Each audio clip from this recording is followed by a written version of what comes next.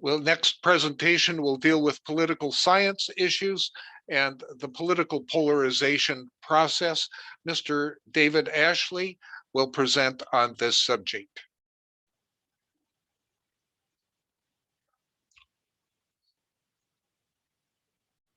All right, folks, I'm back. So, political science. We'll be diving into the minutiae specifically of political polarization here. So, what do we mean by effective polarization exactly? Well, as I said before, effective polarization refers to the animosity formed between two different groups of peoples. So, but for now, we'll be focusing on political polarization. We can also put this in the context of racial and social polarization, but we probably won't be focusing on it right now.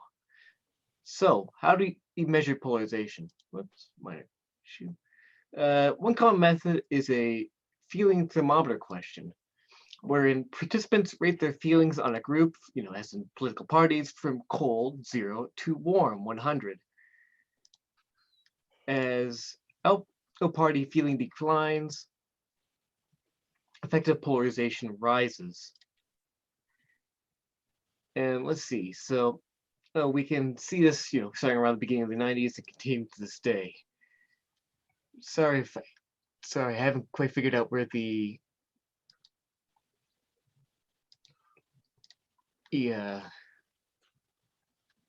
sorry, I haven't quite figured out where the laser pointer function is, but I think this might work. So we can see around here that at around this point, effective polarization has taken a rise. So as out-party feeling decreases, effective polarization increases, while in-party feeling largely stays neutral. All right. So, of course, this isn't the only way.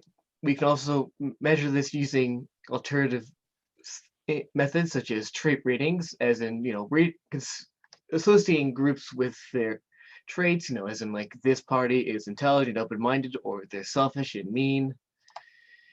Or social distance. This refers to the measure of how comfortable individuals feel interacting with outgroup members given different situations. We also measure these using self-reported surveys. So specifically regarding media, political parties tend to focus on different areas of political spectrum. Shocking, I know. So Democrats are to liberals as Republicans are to conservatives.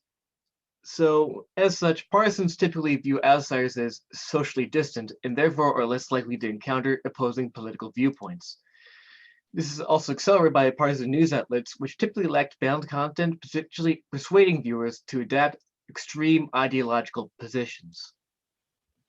Currently, it's premature to reach any firm conclusions about the role of echo chambers specifically, either in person or online, as a cause of effective polarization.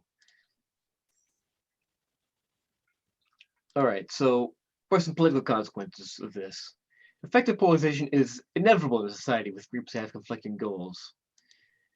But this is problematic in U.S. politics specifically because it makes both parties unwilling to interact with people, even interact with people across party lines.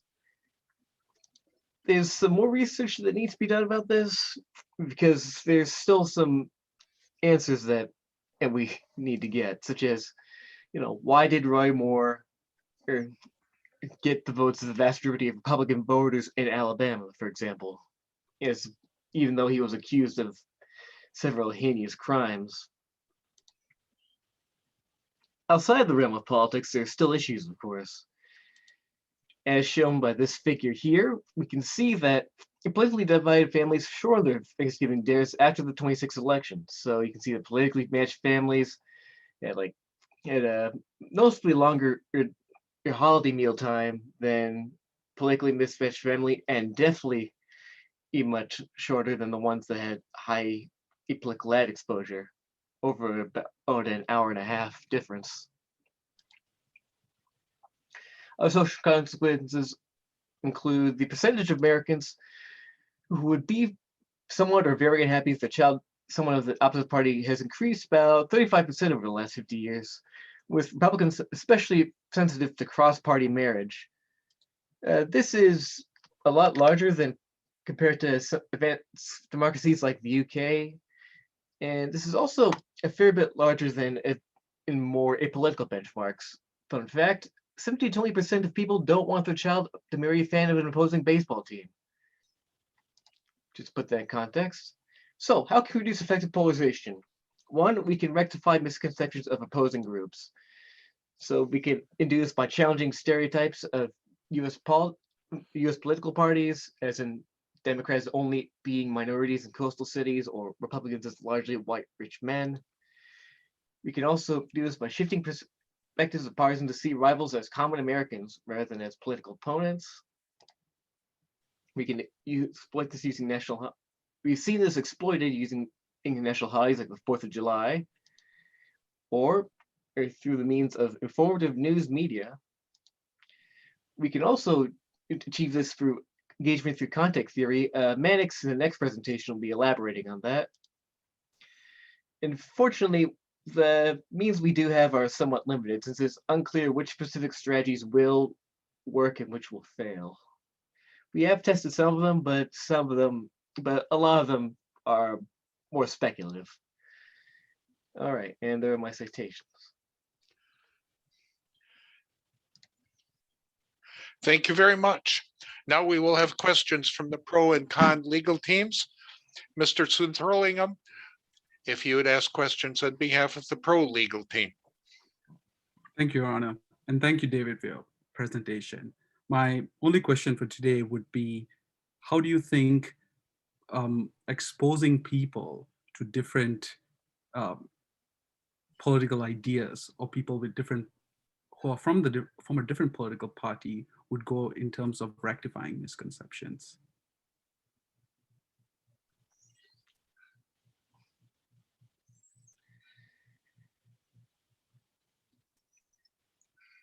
Unfortunately, I can't speak definitively on that yet. I might have to get back on you for that, unfortunately. All right, thank you. No more questions, Your Honor. Ms. Stankiewicz, your questions, please. Thank you, Your Honor. And thank you so much, Mr. Ashley. Would you be able to tell us whether the speech of political figures affects the polarization of the general public? All right, so it's a bit of a cause and effect chain here. So we know that the speech of political figures is often reported through partisan media sources. So the opinions of these political figures are, therefore filtered through the lens of these partisan sources. They, like say something that, say, Joe Biden might have said would be interpreted in one way on, say, a left-wing media source as opposed to something right-wing, say Fox News. Because of this, we can assume that the statements of political figures will affect the content of these sources, which will therefore affect the political polarization of the general public.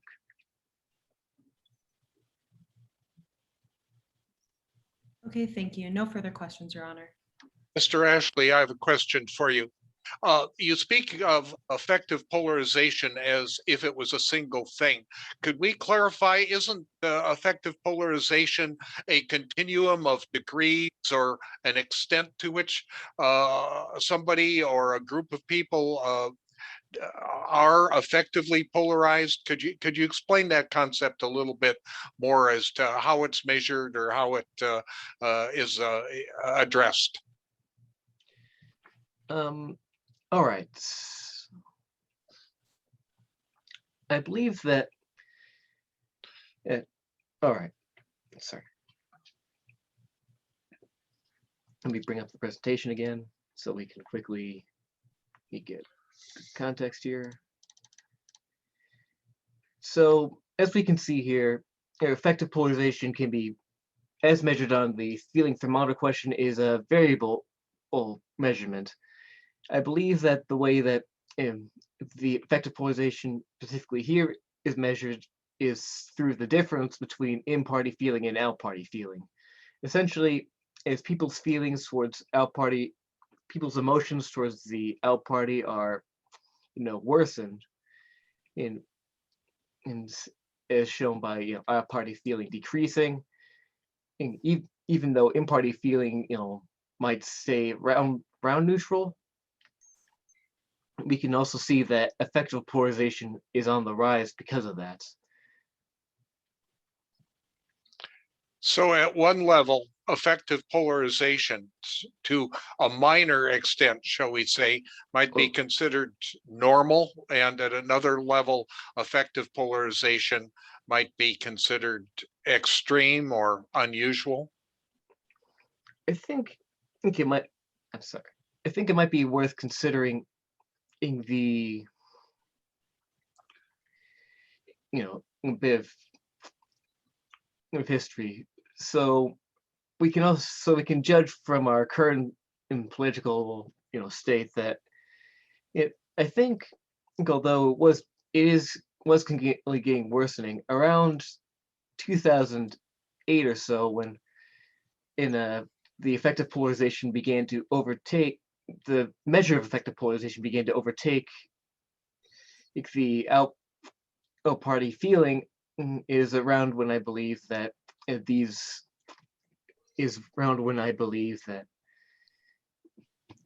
people began to feel very negative.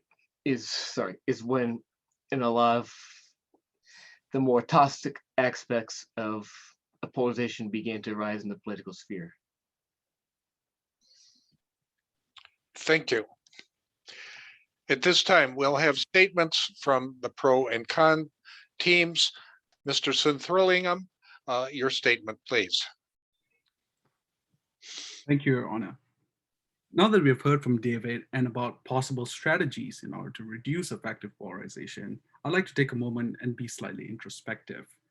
I want every member of the audience to think of a time in which someone disagreed with you, but did so respectfully. And then now imagine trying to work with that person. And then think of a different situation in which where someone disrespected you and now try to work with that person.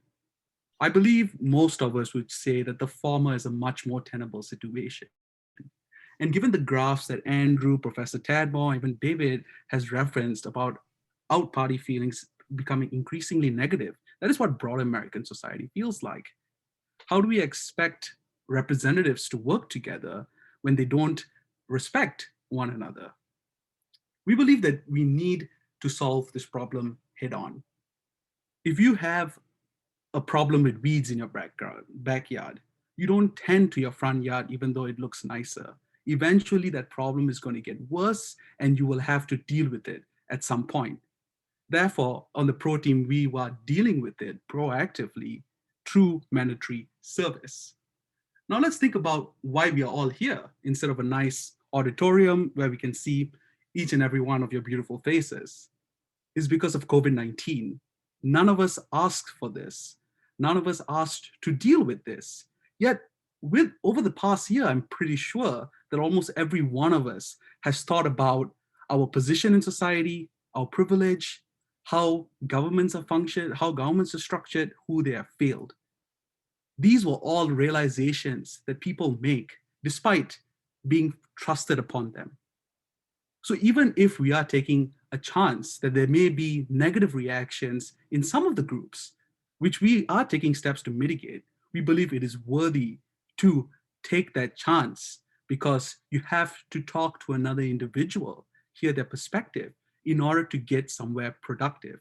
America has had many polarized times in its history, but in order to overcome them, people have to communicate with each other. If we treat another political party as the enemy and continuously rely on self-selection, choosing when we want to serve, where we want to serve, and don't choose to interact with other people, this problem will only get worse. That's why we believe mandatory service that forces these people together would be an effective way to try and tackle the problem. Thank you.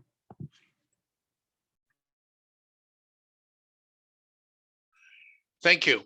Ms. Stankovitz, if you'd come on screen and deliver your statement. Thank you, Your Honor. So I want to begin by stating that as David said, the media that we consume and what we hear does have an effect on how we view the other side. So then I ask, how does removing people from their environment and sending them across the nation or even across the world, how does that fix polarization? We believe that by creating a system where you are allowed to work within your own community, you are working with people that you already have something in common with.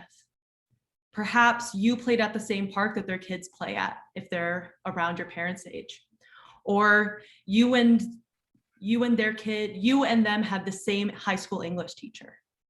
You're allowed to build upon these commonalities when you have disagreements while also doing fulfilling work. By creating a program with choice, we are ensuring that we can rectify misconceptions of opposing groups as well as shift perspectives. You no longer see somebody as Republican, Democrat, or as a different race or socioeconomic level as you, but rather somebody who potentially disagrees with you, but also you see each other at the coffee shop and can still have a conversation about how the world is going. This is the type of program we are trying to ensure, and we do not believe that it is necessary to send people across the United States in order to achieve this, or in fact, to even require them to do this. We believe that people naturally want to get along. Thank you. Thank you very much.